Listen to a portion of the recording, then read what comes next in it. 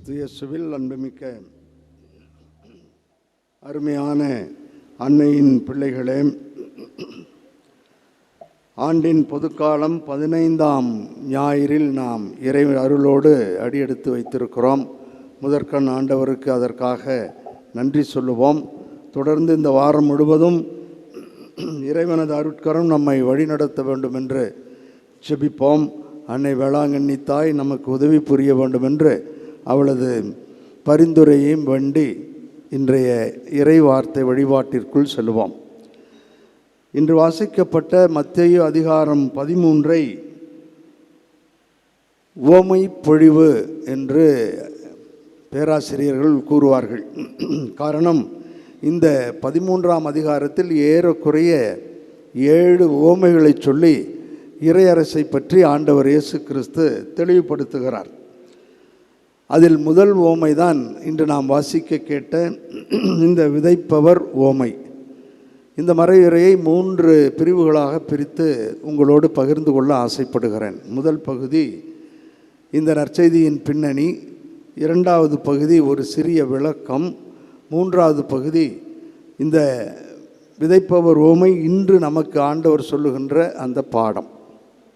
முதல் பகுதி இந்த நற்செய்தியின் பின்னணி. வாசகத்தின் ஆரம்பத்திலேயே மத்தேயு இவ்வாறு சொல்லுகிறார்: மக்கள் பெரும் திரளாய் அவரிடம் ஒன்று கூடி வந்தனர். ஆகவே இந்த மக்கள் கூட்டம்தான் அவருடைய ஆடியன்ஸ், அவருடைய கூட்டம். அவர்களுக்குத்தான் அவர் சொல்லுகிறார். அவர் வழியாக நமக்கும் இது சொல்லப்படுகிறது என்பது சொல்லாமல் நாம் அறிவோம். ஆகவே பலதரப்பட்ட மக்கள், பலதரப்பட்ட மனநிலை உள்ள மக்கள் அங்கே இருந்தார்கள். இதுதான் பின்னணியாக அமைகிறது. அதை சற்று விளக்கமாக பார்ப்போம். எடுத்துக்காட்டாக, பலதரப்பட்ட மனநிலையில் இருந்தவர்கள் யார் என்று பார்ப்போம்.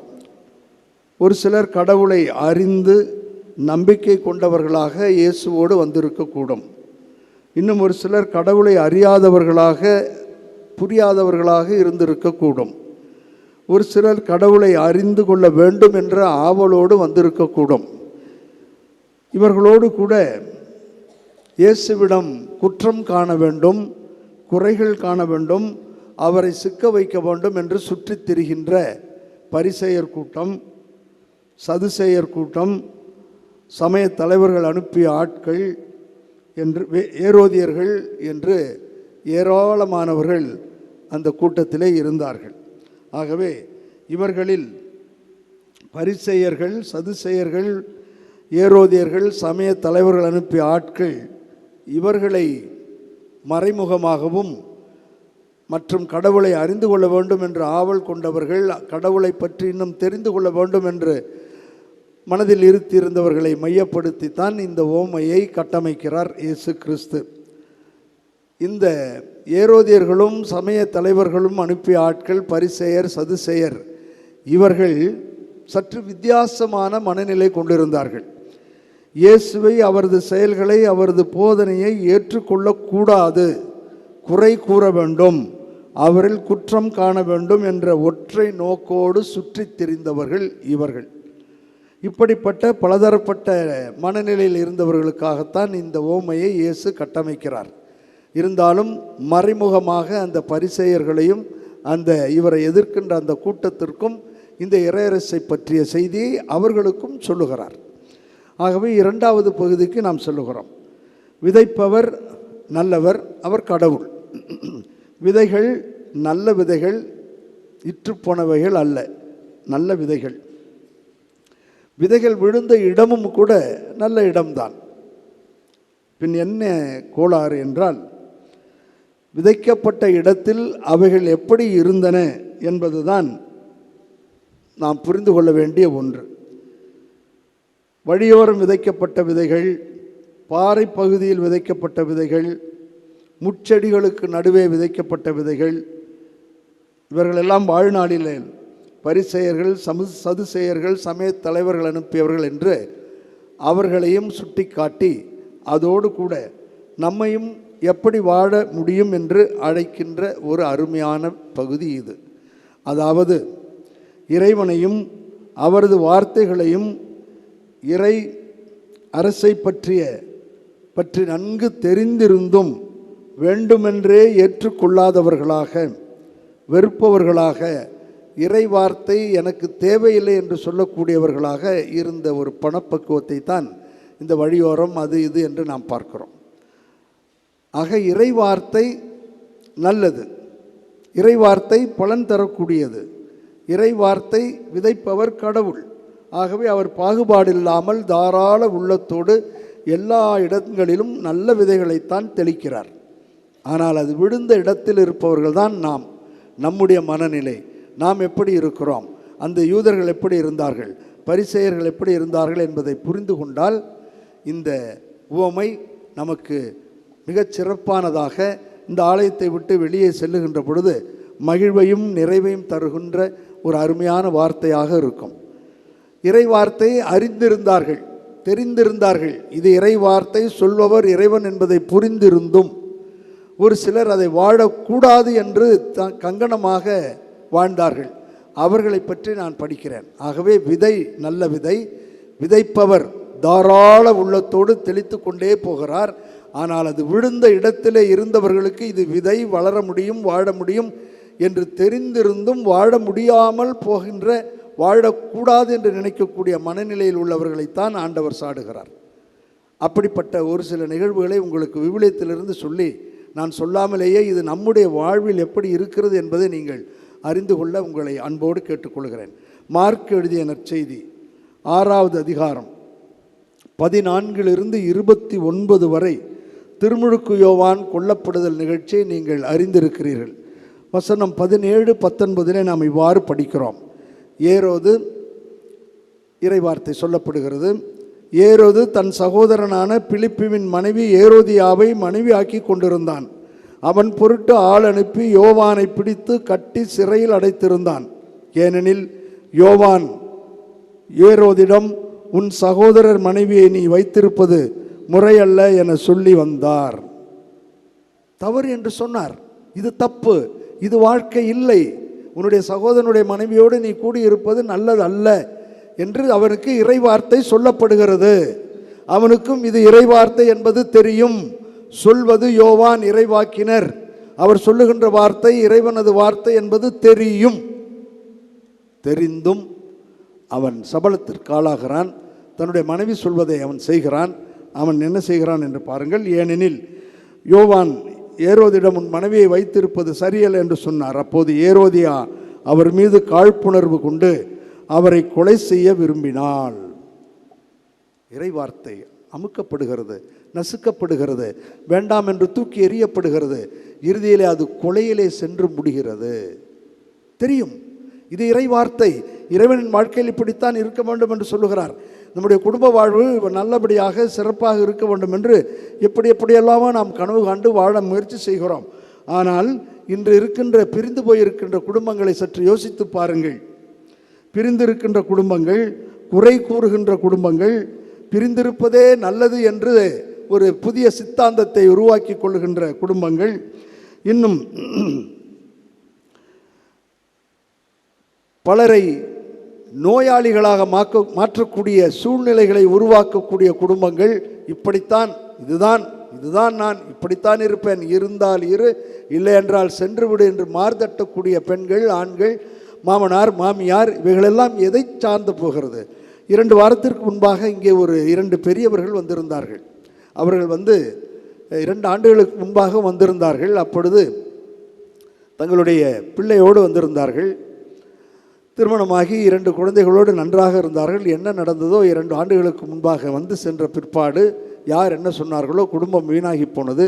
இப்பொழுது அந்த பெரியவர், அந்த அம்மா, அவருடைய மனைவியை, வயது முதிர்ந்த மனைவியை அழைத்து வந்தார். அவர்கள் பேசுவதெல்லாம், ஃபாதர் என் மருமக வந்துடுவாரா, ஃபாதர் என் மருமக வரணும்னு வேண்டிங்க ஃபாதர், 2 குழந்தைகளோடு இந்த வயசில் இப்போ போயிட்டா, வரணும்னு வேண்டிங்க ஃபாதர். எதுவுமே அவர்களுக்கு புரியவே இல்லை.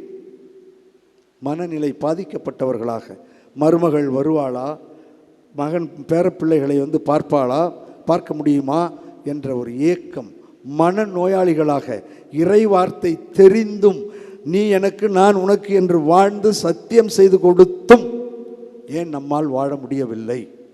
ஏன் இந்த பிடிவாதம், ஏன் இந்த அகங்காரம், ஏன் இந்த ஆணவம், ஏன் இந்த அழுத்தம், எதை எடுத்து கொண்டு போகிறோம்? இறுதியில் மரணத்தில் சென்று முடிந்ததாக நாம் பார்த்தோம். வாழ முடியும், வாழ வேண்டும் என்பதை பிறகு பார்ப்போம். இரண்டாவது ஒரு உதாரணத்தை உங்களுக்கு எடுத்து காட்டுகிறேன். அரசராகமம் 2வது புத்தகம் 5 to 27 வரை உள்ள ஒரு அருமையான நிகழ்வை பார்க்கிறோம். நாமான் நலம் பெறுதல். ஒரு தொழுநோயாளன் பிறவினத்தான் இஸ்ராயலுக்கு எலிசா இறைவாக்கினரால் குணம் பெற்று போகிறான். அவன் நன்றி காணிக்கை கொடுக்க வேண்டும் என்று ஆசைப்படுகிறான்.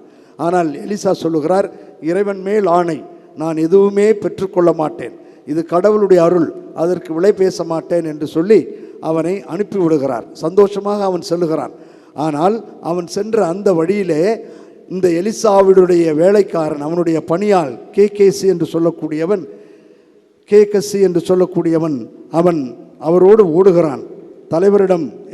தலைவர் என்னை உன்னிடம் அனுப்பி இறைவாக்கினர் குழுவினரான 2 இளைஞர் எப்ராயிம் மலைநாட்டிலிருந்து இப்பொழுதுதான் வந்துள்ளனர், அவர்களுக்கு 40 கிலோ வெள்ளியும் 2 பட்டாடைகளையும் கொடுத்து அனுப்பும்படி சொல்லச் சொன்னார் என்று போய் சொல்லுகிறான்.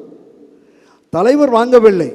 இவன் ஒரு பைத்தியக்காரன். இவனோட இருக்கிற இந்த ஆள் காசு வாங்க மாட்டேங்கிறான், பணமும் வாங்க மாட்டேங்கிறான், ஒன்றும் இனாமாக கொடுப்பதை கூட வாங்கி பிறரை வாழ வைக்க மாட்டேங்கிறான். இவன் ஒரு லூசு என்று நினைத்து கேகசி என்ற அந்த பணியாளன் ஓடோடி சென்று அந்த அரசனிடம் அவன் கொடுப்பதற்கு தயாராக வைத்திருந்த அந்த வெள்ளி பணங்காசுகளை இரட்டிப்பாக பெற்று 80 கிலோவாக வாங்கி வீட்டிலே வைத்து ஒளித்து வைத்து போய் சொல்லி காசாசை எல்லாம் அவனை மூழ்கடித்தது. அழிந்து போனான். எலிசா கேட்ட பொழுது, ஒன்றுமே இல்லையே, நான் வாங்கவில்லையே என்று சொன்ன பொழுது, உனக்கு நோய் வரும் என்று சொல்லி தொழுநோயை அவர் அவனுக்கு கொடுத்தார். இந்த நோயை கொடுப்பார் ஆண்டவர் என்று அதற்காக நான் இதை சொல்லவில்லை. எப்படி நாம் வீணாகி போகிறோம் என்பதைத்தான் நான் சொல்லுகிறேன். வந்தது வியாதி, அது வேறு. செய்தாருக்கு செய்தவினை, அதில் மாற்று கருத்து இல்லை. செய்தாருக்கு செய்தவினை. ஆனால் ஏன் அந்த வினையை நாம் செய்ய வேண்டும் என்பதுதான் என்னுடைய கேள்வி. ஏன் நம்முடைய பண ஆசை நம்மை சின்ன பின்னமாக்குகிறது? ஏன் நம்மை தூக்கி அடிக்கிறது? உறவுகளை ஏன் சின்ன பின்னமாக்குகிறது என்பதை நீங்கள் சற்று சிந்தித்து பார்க்க வேண்டும் என்பதற்காக.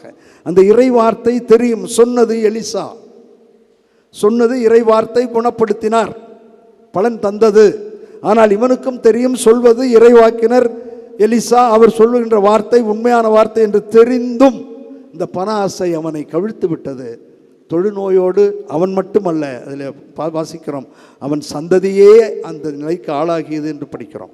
இதே போன்று வேறு ஒரு நிகழ்வையும் நாம் புதிய ஏற்பாட்டிலே இந்த அருமையான செய்தியை, ஆண்டவர் இயேசு கிறிஸ்து சொல்லுகின்ற செய்தியை சொன்ன ஒரு நிகழ்வையும் நாம் திருத்தூதர் பணிகள் 5வது அதிகாரத்திலே படிக்கிறோம். திருத்தூதர் பணிகள் 5:3. அப்பொழுது பேதுரு, அதாவது எல்லாவற்றையும் விற்று சற்று தங்களுக்கென்று வைத்துக்கொண்டு மீதி பாதியை கொடுத்த அனனியா சஃபாரி என்கின்ற சபிரா அவர்களுக்கு இவ்வாறு ஆண்டவர் சொல்லுகிறார் பேதுரு வழியாக. அனனியா, நீ நிலத்தை விற்ற தொகையின் ஒரு பகுதியை உனக்கென்று வைத்துக்கொண்டு தூய ஆவியாரிடம் பொய் சொல்லும்படி சாத்தான் உன் உள்ளத்தை ஆட்கொண்டது ஏன்? அது விற்கப்படுவதற்கு முன்பு உன்னுடையதாகத்தானே இருந்தது, அதை விற்ற பின்பும் அந்த பணம் உன்னுடையது, உனக்கு உரிமையாகத்தானே இருந்தது. பின்பு ஏன் நீ இச்செயலுக்கு உன் உள்ளத்தில் இடமளித்தாய்? நீ மனிதரிடம் அல்ல, கடவுளிடம் அல்லவா பொய் சொல்லிவிட்டாய். இறை வார்த்தை, அற்புதமான வார்த்தை. நான் பணம், காசு, பெண், பொண்ணுக்காக இதை சொல்லவில்லை. வாழ முடியும், வாழ வேண்டும் என்பதற்காகத்தான் இதை சொல்லுகிறேன். வாழ முடியும் என்பதற்காக. நாளைக்கு என்று உங்கள் வாழ்வை தள்ளி போட்டு விடாதீர்கள். ஏமாந்து விடாமல் பார்த்து கொள்ளுங்கள். சாக்கு போக்குகளை சொல்லாதீர்கள். வீண் வரட்டு கௌரவத்திற்கெல்லாம் இடம் கொடாதீர்கள். சின்னத்திரை சீரியல் சொல்வதை கேட்டு ஏமாந்து போகாதீர்கள். விவிலியத்தை நம்புங்கள். ஆண்டவருடைய வார்த்தைகளை நம்புங்கள். அவர் சொல்லுகின்றவற்றை கேளுங்கள். அவை உங்களுக்கு வாழ்வளிக்கும். இறுதியாக ரோமியருக்கு எழுதிய திருமுகம் 8வது அதிகாரம் 5-7 வசனங்களை உங்களுக்கு படிக்கிறேன். ஏனெனில் ஊன் இயல்புக்கு உரியவற்றின் நாட்டமெல்லாம் அந்த இயல்புக்கு உரியவற்றின் மீதே இருக்கும். ஆனால் ஆவிக்குரிய இயல்புக்கேற்ப வாழ்வோரின் நாட்டம் ஆவிக்குரியவற்றின் மீதே இருக்கும். ஆண்டவருடைய வார்த்தை என்பது ஆவி. அது வேண்டாம் என்று பணம் காசு பொருள் என்று வீணடிப்பது, வாழ்வை வீணடிப்பது ஊனியல்பு. எது தேவை என்பதை நீங்களும் நானும் தான் தீர்மானிக்க வேண்டும். இல்லறம், துறவரம், தனியறம், எந்த அறமாக இருந்தாலும் அந்த அறத்திற்குரிய வாழ்வில் சோதனைகள் வேதனைகள் உண்டு. புரிந்து கொண்டு வாழ வாழ்ந்த அன்னையிடம் தொடர்ந்து ஜெபிப்போம். ஒரே ஒரு முறை வாழப்போகின்ற இந்த வாழ்வு அர்த்தமுள்ள வாழ்வாக இருக்கட்டும், ரம்மியமான வாழ்வாக இருக்கட்டும். இறைவனிடத்திலும் அவர் சொல்லுகின்ற வார்த்தைகளிடத்தும் விதையிலும் எந்த கோளாறும் இல்லை. ஏற்று வாழுகின்ற நம் வாழ்வில் தான் கோளாறுகள் ஏராளமாக இருக்கின்றன. பிடிவாதங்கள், தேவையில்லாத சிந்தனைகள், பண ஆசை, பொருளாசை என்று நம்மை அமுக்கி சாகடிக்கின்றன. வாழ்வு உன்னதமானது, வாழ்வு அருமையானது, ரம்மியமானது. வாழ்வோம். ஒரே ஒரு முறை கருவறை டு கல்லறை, ஊம் டு டூம், ஒரு முறை நடக்கப் போகின்ற வாழ்வை இறைவன் நிறைவாக ஆசீர்வதிக்க தொடர்ந்து அன்னையிடம் ஜெபிப்போம். வல்ல இறைவன் நல்லருள் பொழிவார். ஆமேன்.